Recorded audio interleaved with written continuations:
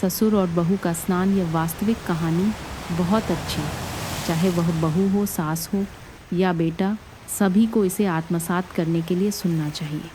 उस सुबह की धूप पेड़ों की शाखाओं से छनकर रमेश जी के छोटे से घर पर पड़ रही थी। छत पर चहकते पक्षियों की आवाज़ एक दुर्लभ शांति का एहसास करा रही थी। मीरा जिसे बहू बनकर आए अभी 1 साल भी नहीं हुआ था, रसोई में नाश्ता बनाने में व्यस्त थी। उसका पति रोहन सुबह ही कंपनी के लिए घर से निकल चुका था। मेज पर नाश्ते की प्लेटें करीने से सजी थीं, लेकिन मीरा की आंखों में एक अजीब सी खोई हुई भावना थी। शादी के बाद से उसकी ज़िंदगी कुछ बदल सी गई थी। शहर में पली बढ़ी एक लड़की होने के नाते उसे अपने ससुराल जैसे अनुशासित परिवार में रहने की आदत नहीं थी। उसके ससुर रमेश जी उम्रदराज होने के बावजूद एक सादा और सिद्धांतों वाला जीवन जीते थे। उन्होंने कभी भी मीरा को डांटा नहीं, लेकिन कभी कभी उनकी गहरी निगाहें उसे एक अनकहा दबाव महसूस कराती थी। रमेश जी घर के कोने में बने अपने छोटे से कमरे से बाहर निकले। उनके हाथ में गर्म चाय का प्याला था। मीरा को रसोई में काम करते देख उन्होंने धीरे से खांसा ताकि वह चौंक न जाए। मीरा बेटा, तुम क्या कर रही हो?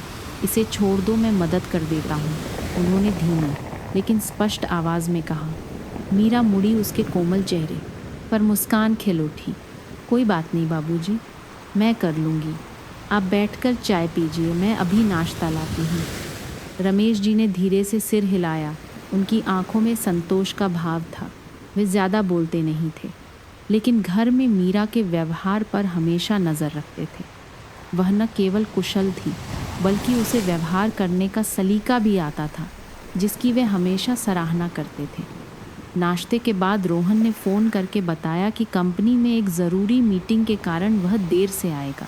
मीरा ने जैसे ही सब कुछ समेटा, उसे याद आया कि नीचे के बाथरूम की काफ़ी समय से सफाई नहीं हुई है। उसने घर को और साफ सुथरा बनाने के लिए एक कपड़ा और पानी की एक छोटी बाल्टी लेकर सफाई शुरू कर दी। फर्श साफ करते समय उसने देखा कि नल लीक कर रहा है। पानी की बूंदें फर्श पर गिरकर एक लंबी लकीर बना रही थीं। उसने उसे कसने की कोशिश की, लेकिन स्थिति और भी खराब हो गई। पानी और तेज़ी से बहने लगा, जिससे उसकी आस्तीन भी गीली हो गई। मीरा घबरा गई कि अब क्या करे। तभी रमेश जी वहाँ से गुजरे। उन्होंने बाथरूम का दरवाज़ा थोड़ा खुला देखा और पानी के बहने की आवाज़ सुनी तो वे उत्सुकतावश अंदर चले गए। मीरा बेटा, क्या कर रही हो? उन्होंने थोड़ी हैरानी से पूछा। मीरा ने बेबसी भरी आंखों से उनकी ओर देखा। बाबूजी, यह नल खराब हो गया है, मुझे समझ नहीं आ रहा कि क्या करूं। रमेश जी अंदर आए, कुछ देर देखा और फिर बोले, लाओ मैं देखता हूँ। उन्होंने झुककर कुछ बार उसे घुमाने की कोशिश की, लेकिन पानी का बहना बंद नहीं हुआ। उन्होंने माथे पर बल डालकर बुदबुदाया, इसे तो ठीक से मरम्मत करना पड़ेगा। तुम ज़रा पीछे हटो, मुझे कोशिश करने दो। मीरा पीछे हट गई और रमेश जी को नल के साथ जूझते हुए देखने लगी। उसे अचानक एहसास हुआ कि उम्र हो जाने के बावजूद वे हर काम में बहुत ईयड़ और सावधान रहते थे। उनके गंभीर चेहरे को देखकर उसके मन में सम्मान और अपराध बोध दोनों भाव जागे कि उसने उन्हें परेशान कर दिया। बाबूजी, क्या आपको मेरी मदद चाहिए? उसने धीरे से पूछा। नहीं बेटा, तुम वहीं खड़ी रहो बस, काफ़ी है, रमेश जी ने जवाब दिया। उनके हाथ अभी भी व्यस्त थे। तभी गलियारे से आई हवा के झोंके से बाथरूम का दरवाज़ा बंद हो गया। मीरा चौंककर दरवाज़ा खोलने के लिए मुड़ी, लेकिन रमेश जी ने उसे रोक दिया। कोई बात नहीं, ऐसे ही रहने दो, ठीक करने के बाद खोल लेंगे। बाहर रोहन अभी घर पहुंचा था। उसने बाथरूम का दरवाज़ा बंद देखा और अंदर से बातचीत की आवाज़ें सुनी। वह रुक गया। जब उसने मीरा और अपने पिता की आवाज़ एक साथ पहचानी तो उसके दिल में एक अजीब सी बेचैनी भर गई। रोहन बाथरूम के बाहर खड़ा था। उसका मन वुजाजी बाथरूम शक से भर गया था। अंदर से आवाज़ें साफ नहीं थीं, लेकिन मीरा और रमेश जी की आवाज़ें उसे बेचैन करने के लिए काफ़ी थीं। जैसे ही उसके दिमाग में बुरे ख्याल आने लगे, उसकी आंखें गहरी हो गईं। मीरा बेटा, वह तौलिया मुझे देना, रमेश जी की गहरी आवाज़ अंदर से। गूंजी, जो बाहर खड़े रोहन के लिए किसी और ही मतलब से भरी थी। जी बाबूजी, ये लीजिए, मीरा ने जवाब दिया। उसकी आवाज़ इतनी नज़दीकी लग रही थी कि रोहन बर्दाश्त नहीं कर सका। वह और खुद को रोक नहीं पाया। तेज़ी से आगे बढ़ते हुए रोहन ने बाथरूम का दरवाज़ा ज़ोर से धक्का देकर खोल दिया, जिससे मीरा और रमेश जी चौंक कर उसकी ओर देखने लगे। मीरा की आंखें हैरानी से भरी थीं। उसके हाथ में अभी भी वह तौलिया था जो उसने रमेश जी को दिया था, जबकि रमेश जी नल के पास झुके हुए थे। उनके हाथ पूरी तरह से गीले थे। ये सब क्या हो रहा है? यहाँ रोहन ने गुस्से में पूछा। उसकी आंखों में गुस्सा और उलझन दोनों झलक रहे थे। मीरा ने आगे बढ़कर समझाने की कोशिश की। आप आ गए, मैं तो बस बाबूजी से ये ख़राब नल ठीक करवा रही थी। रोहन ने तंग कमरे में चारों ओर देखा। दोनों की नज़दीकी ने उसके गुस्से को और भड़का दिया। उसने हाथ बांधकर व्यंग्यात्मक रूप से हंसते हुए कहा, बाबूजी से मदद, इस हद तक कि बाथरूम का दरवाज़ा बंद करना पड़े तुम दोनों को, ये कुछ ज़्यादा नहीं लगता? रमेश जी सीधे खड़े हो गए। उनकी नज़रें शांत थीं, लेकिन अपने बेटे का नाराज़ चेहरा देखकर वे गंभीर हो गए। रोहन, तुम यह क्या कह रहे हो? ये सिर्फ एक गलतफहमी है। मैंने देखा कि मीरा को नल ठीक करने में मदद चाहिए तो मैं अंदर आ गया बस। गलतफहमी, रोहन ने ताना मारा। उसकी आवाज़ में शक भरा था। बाबूजी, क्या आप जानते हैं कि ये कैसा दिखेगा? एक औरत और एक मर्द एक बंद बाथरूम में, और वो भी बहू और ससुर। रोहन के शब्द रमेश जी और मीरा दोनों के आत्म सम्मान पर एक तमाचे की तरह थे। मीरा वहीं खड़ी रही। उसके हाथ कांप रहे थे और उसकी आंखों में आंसू भरने लगे थे। उसने कभी नहीं सोचा था कि रोहन उसके बारे में ऐसा सोच सकता है। रोहन, तुम क्या कह रहे हो? रमेश जी पहली बार इतनी ज़ोर से चिल्लाए। तुम मुझे ऐसा इंसान समझते हो? तुम्हें अपनी पत्नी पर भरोसा नहीं है, लेकिन क्या तुम्हें अपने सगे बाप पर भी भरोसा नहीं है? रोहन ने कुछ नहीं कहा, लेकिन उसकी शक भरी निगाहों ने सब कुछ कह दिया। मीरा और बर्दाश्त नहीं कर सकी। वह रोते हुए कुछ कदम पीछे हट गई। रोहन, मुझे यकीन नहीं हो रहा कि तुम मेरे बारे में ऐसा सोच सकते हो, उसने सिसकते हुए कहा। मैं सिर्फ बाथरूम साफ करना चाहती थी और फिर बाबूजी से मदद मांगी, बस इतना ही। अगर तुम्हें मुझ पर यकीन नहीं है तो मेरे पास कहने के लिए कुछ नहीं है। रमेश जी ने गहरी सांस ली। उनकी आंखें उदास थीं। रोहन, तुम बहुत स्वार्थी हो गए हो। क्या तुम सोचते हो कि हर कोई उतना ही बुरा है जितना तुम सोचते हो? मुझे सच में निराशा हो रही है रोहन। आप मुझे स्वार्थी कह रहे हैं बाबूजी? क्या आपने सोचा है कि बाहर वाले इस नज़ारे को देखकर क्या सोचेंगे? वे हम पर हंसेंगे, हमारे परिवार का मजाक उड़ाएंगे। रमेश जी ने कहा, रोहन, मेरी बात ध्यान से सुनो। मुझे परवाह नहीं कि बाहर वाले क्या सोचते हैं। मुझे इस परिवार की परवाह है, हमारे बीच के भरोसे की परवाह है। अगर तुम अपने ही परिवार पर भरोसा नहीं कर सकते तो जिस सम्मान की तुम बात कर रहे हो वह खोखला है। लेकिन बाबूजी, भरोसे की भी एक सीमा होती है। मैं कैसे यकीन कर लूं जब मैंने अपनी आंखों से तुम दोनों को इस कमरे में दरवाज़ा बंद करके देखा है। मीरा दरवाजे पर रुक गई। उसके गालों पर आंसू बह रहे थे। वह और सहन नहीं कर सकती थी। वह रोहन का सामना करने के लिए मुड़ी। रोहन, क्या तुम सच में मुझे उस तरह की औरत समझते हो? क्या तुम्हें लगता है कि मैं तुम्हारे पिता के साथ इसी घर में तुम्हारे सामने कुछ गलत करूँगी? रोहन ने उसे देखा। उसकी आंखों में अभी भी संघर्ष था। मीरा, तुम ही बताओ, अगर तुम मेरी जगह होती और ये सब देखती तो क्या तुम शक नहीं करती? नहीं, मीरा ने कहा, मैं कभी शक नहीं करती क्योंकि मुझे तुम पर भरोसा है, लेकिन साफ है कि तुम्हें मुझ पर ज़रा भी भरोसा नहीं है। रोहन, तुम मुझे और इस परिवार को चोट पहुंचा रहे हो, रमेश जी ने कहा। रोहन, तुम अपनी ईर्ष्या और अहंकार को अपने विवेक पर हावी होने दे रहे हो। क्या तुम्हें एहसास नहीं है कि तुम क्या तोड़ रहे हो? तुम अपनी पत्नी का दिल दुखा रहे हो और मुझे शर्मिंदा कर रहे हो कि मैंने एक ऐसे बेटे को जन्म दिया जो अपने सगे बाप पर भी भरोसा नहीं करता। मैं तो बस अपने परिवार की रक्षा करना चाहता था। मैं नहीं चाहता कि दूसरे लोग आपके या मीरा के बारे में बुरा सोचें। लेकिन क्या आपने मेरे एहसास के बारे में सोचा? आपने मुझे इस स्थिति में डाला और अब मुझे ही स्वार्थी कह रहे हैं। मीरा आगे बढ़ी। उसकी आंखों में गुस्से की आग थी। रोहन, तुम किसी की रक्षा नहीं कर रहे हो। तुम सिर्फ अपनी छोटी सोच के लिए बहाने बना रहे हो। मुझे ऐसा पति नहीं चाहिए जो हमेशा मुझ पर शक करे और मुझे चोट पहुंचाने के लिए तैयार रहे।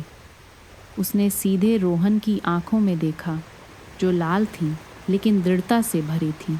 अगर तुम खुद को नहीं बदल सकते तो मैं इस परिवार को छोड़ दूंगी। मैं ऐसे घर में नहीं रह सकती जो शक और अविश्वास से भरा हो। मीरा के शब्द रोहन के अहंकार पर एक सीधे तमाचे की तरह थे। वह चुपचाप खड़ा रह गया, समझ नहीं पा रहा था कि क्या कहे। रमेश जी मुड़ गए। उनकी आवाज़ में गहरी निराशा थी। मीरा सही कह रही है रोहन। अगर तुम भरोसा नहीं कर सकते तो इस परिवार का कोई मतलब नहीं है। मुझे लगता है कि तुम्हें अपने बारे में सोचने के लिए कुछ समय चाहिए। मीरा बाथरूम से बाहर निकल गई। आंसू बह रहे थे। वह तेज़ी से अपने कमरे में गई और दरवाज़ा ज़ोर से बंद कर दिया। रोहन और रमेश जी को तनावपूर्ण चुप्पी में छोड़ दिया। रोहन वहीं खड़ा रहा। उसकी आंखों में अंतर्द्वंद्व था, लेकिन उसका अहंकार उसे यह स्वीकार करने की अनुमति नहीं दे रहा था कि वह गलत था। रमेश जी ने कहा, रोहन, तुम्हें लगता है कि तुम परिवार की रक्षा कर रहे हो, लेकिन असल में तुम इसे नष्ट कर रहे हो। मुझे आज जैसा शर्मिंदा कभी महसूस नहीं हुआ। मुझे विश्वास नहीं हो रहा है कि मेरा अपना बेटा मुझ पर और अपनी पत्नी पर इस तरह शक कर सकता है। बाबूजी, मैं बस सब कुछ साफ करना चाहता था। अगर मैं गलत हूँ तो मैं माफ़ी मांग लूँगा। लेकिन क्या आपको नहीं लगता कि उस स्थिति पर शक न करना बहुत मुश्किल था? साफ साफ तो यह है कि तुम्हारा भरोसा ख़त्म हो रहा है। बिना भरोसे वाला परिवार सिर्फ एक खोखला ढांचा होता है। रोहन, अच्छी तरह सोच लो। रोहन ने जवाब नहीं दिया और लिविंग रूम से बाहर चला गया। उसकी आंखें अभी भी भारी थीं। उसके मन में अंतर्द्वंद्व और गुस्सा अभी भी शांत नहीं हुआ था। वह यह मानना नहीं चाहता था कि वह गलत था, लेकिन वह मीरा की आहत आंखों को भी नज़रअंदाज नहीं कर पा रहा था, जो उसे बेचैन कर रही थी। उस रात मीरा सो नहीं सकी। उसने अपनी सबसे अच्छी दोस्त प्रिया को फ़ोन किया और उसे पूरी बात बताई। क्या रोहन ने ऐसा सोचा? तुम यह कैसे सह सकती हो मीरा? तुम उसे इस तरह अपने भरोसे का अपमान नहीं करने दे सकती। मुझे नहीं पता कि क्या करना है प्रिया। मुझे लगा था कि वह मुझ पर विश्वास करेगा, लेकिन ऐसा नहीं हुआ। मैं बहुत थक गई हूँ। अगर मैं तुम्हारी जगह होती तो मैं चली जाती। कम से कम उसे तुम्हारी कीमत का एहसास तो होगा। तुम इस तरह के व्यवहार के लायक नहीं हो। मीरा अपनी दोस्त की बातों पर सोचने लगी। उसका मन उलझन में था। वह अपना परिवार नहीं तोड़ना चाहती थी, लेकिन वह इस बेबुनियाद शक को भी स्वीकार नहीं कर सकती थी। अगले दिन जब रोहन ऑफिस पहुंचा तो उसका एक करीबी सहकर्मी समीर, जो उसके परिवार को भी जानता था, उसे एक तरफ खींच कर ले गया। यार रोहन, सुना है तुमने घर पर कुछ ठीक नहीं किया। तुम क्या कह रहे हो? तुम्हारी पत्नी मीरा, मैंने सुना है कि वह बहुत दुखी है क्योंकि तुमने उस पर शक किया। सच में तुम्हें लगता है कि उसके जैसी औरत तुम्हारे साथ कुछ गलत कर सकती है? रोहन चौंक गया। उसे उम्मीद नहीं थी कि ये बात बाहर फैल जाएगी। रोहन, मैं सच कह रहा हूँ। अगर तुमने अपना नज़रिया नहीं बदला तो तुम उसे खो दोगे, और मुझसे लिखवा लो, तुम्हें उससे बेहतर कोई नहीं मिलेगी। मीरा एक अनमोल पत्नी है, बस तुम उसकी कद्र करना नहीं जानते। रोहन ने कुछ नहीं कहा, लेकिन समीर के शब्दों ने उसे सोचने पर मजबूर कर दिया। उस शाम जब रोहन घर लौटा तो उसने मीरा को घर पर नहीं पाया। वह चिंतित होकर बेडरूम की ओर भागा। वहाँ मेज पर सिर्फ एक चिट्ठी रखी थी। रोहन, मैंने इस परिवार को संभालने की बहुत कोशिश की, लेकिन शायद मुझ में अब और हिम्मत नहीं है। हमारे बीच का भरोसा ख़त्म हो गया है और मैं ऐसे रिश्ते में नहीं रह सकती। मुझे सोचने के लिए समय चाहिए और तुम्हें भी यह सोचने का मौका देना चाहती हूँ कि क्या हुआ। अगर तुम सच में मुझसे प्यार करते हो तो मुझ में अपना विश्वास फिर से ढूंढो, नहीं तो मुझे हमेशा के लिए जाने दो, मीरा। चिट्ठी पढ़कर रोहन का दिल जैसे किसी ने निचोड़ दिया हो। उसे उम्मीद नहीं थी कि मीरा जाने का फैसला कर लेगी और उसके पास अब माफ़ी मांगने का भी मौका नहीं है। जब रोहन लिविंग रूम में चुपचाप बैठा था, रमेश जी उसके पास आए। उनकी आंखें गहरी थीं। मैंने कहा था रोहन, तुमने सब पर शक किया और अब तुमने सबसे ज़रूरी इंसान को खो दिया है। क्या तुम यही चाहते थे? मैंने नहीं सोचा था कि बात यहाँ तक पहुँच जाएगी। मुझे नहीं पता कि इसे कैसे ठीक करूँ।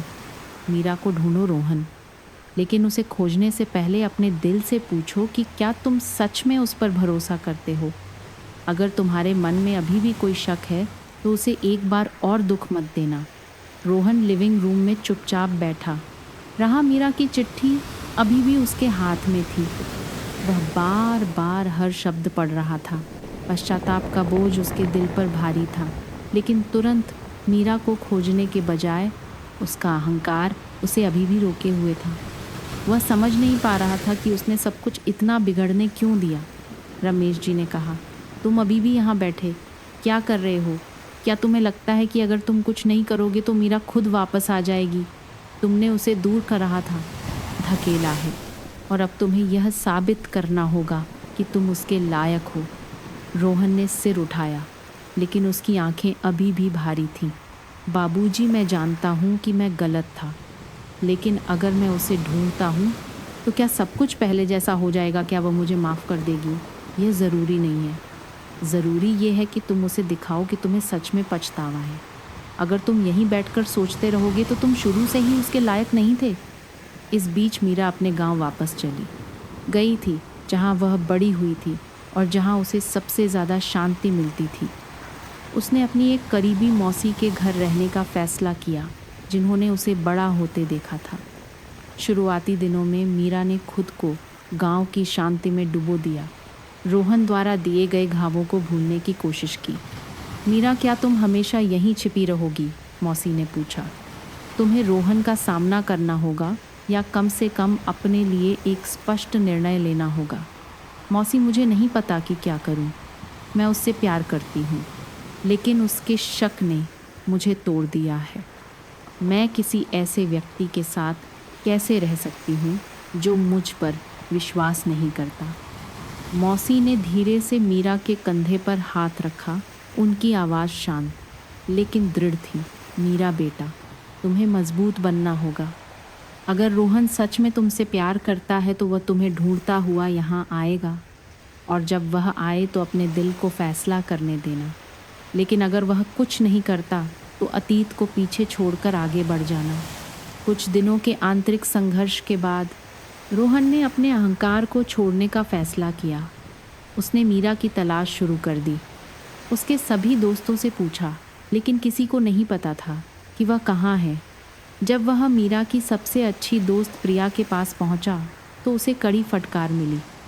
रोहन, मुझे समझ नहीं आता, तुम्हारे पास मीरा जैसी अद्भुत पत्नी है, लेकिन तुम उसकी कद्र नहीं करते। क्या तुम जानते हो कि वह कितनी दुखी थी? मैं जानता हूँ मैं गलत था। प्रिया, कृपया मेरी मदद करो। मुझे मीरा से मिलना है। मुझे उससे माफ़ी मांगनी है। माफ़ी मुझे मोझ है, काफ़ी नहीं है रोहन। तुम्हें उसे दिखाना होगा कि तुम सच में बदल गए हो। लेकिन पहले मैं तुम्हें नहीं बताऊंगी कि मीरा कहाँ है। तुम खुद उसे ढूंढकर खुद को साबित करो। रोहन ने हार नहीं मानी।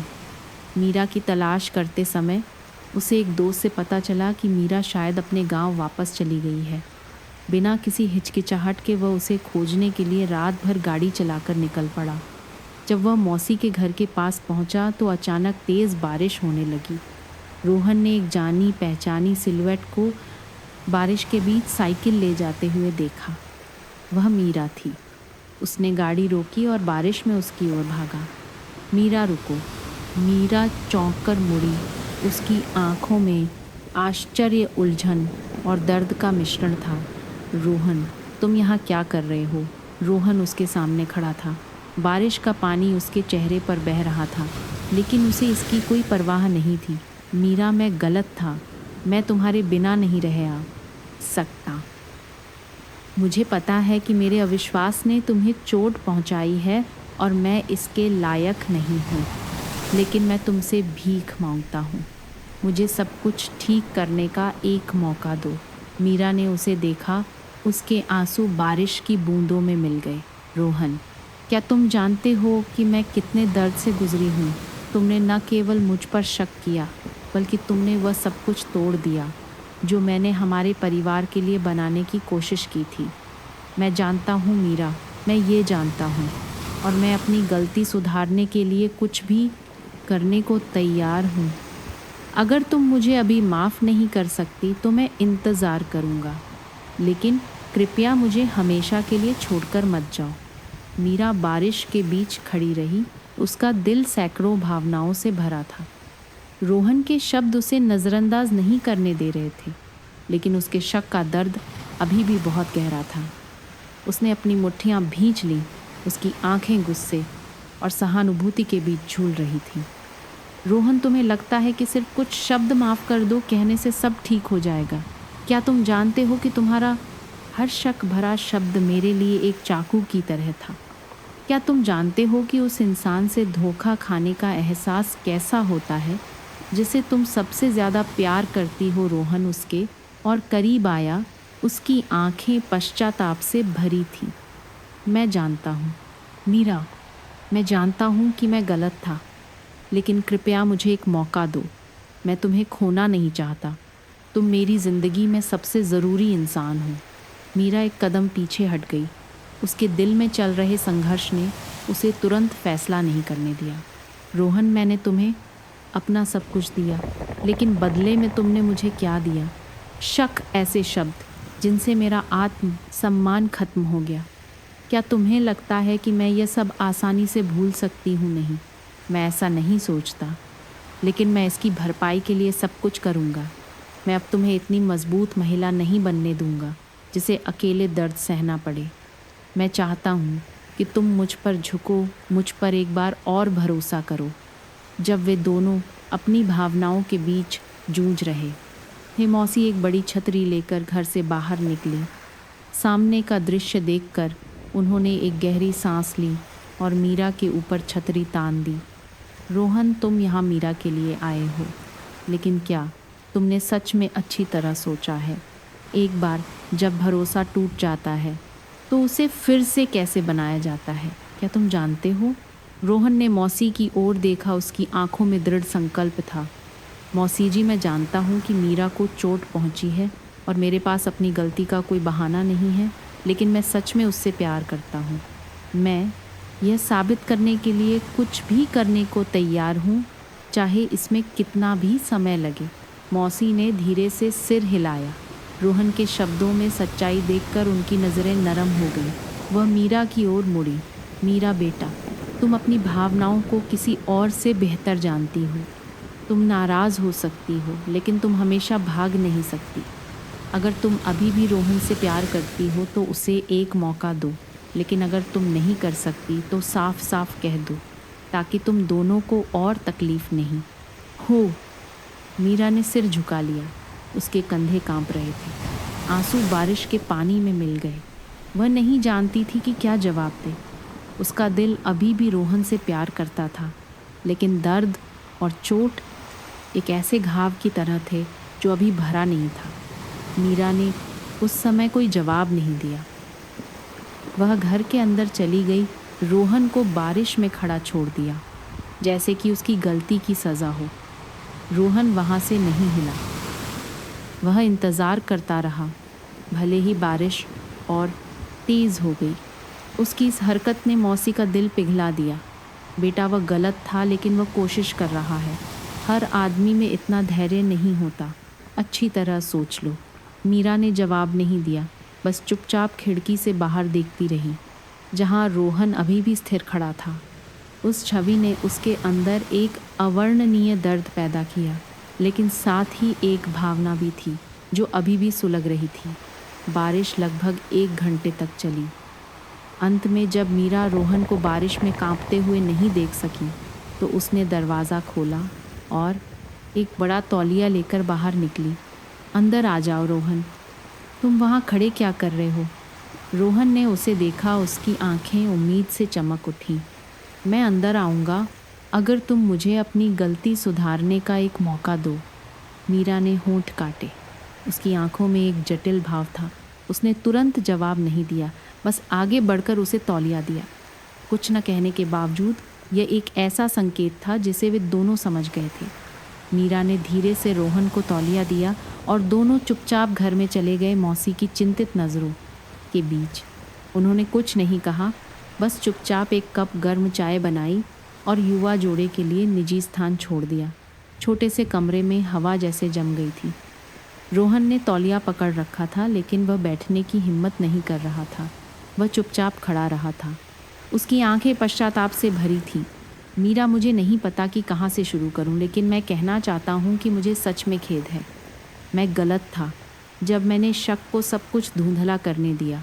मैं तुम्हारी माफ़ी के लायक नहीं हूं, लेकिन मैं अपनी गलतियों को सुधारने की कोशिश करना नहीं छोड़ूंगा। मीरा कुर्सी पर बैठी उसे विरोधाभासी आंखों से देख रही थी। उसका एक हिस्सा अभी भी नाराज़ था, लेकिन दूसरा हिस्सा उसके शब्दों में सच्चाई को पहचान रहा था।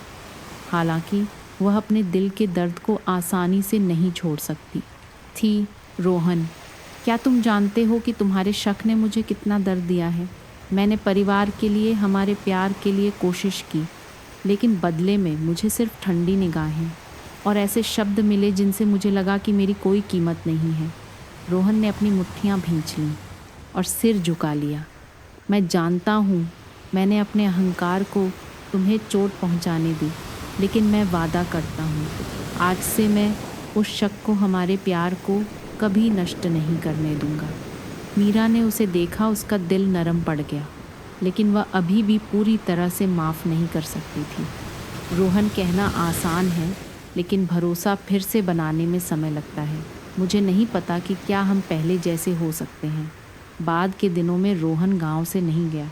उसने मीरा की भरपाई करने के तरीके खोजने के लिए वहीं रहने का फैसला किया।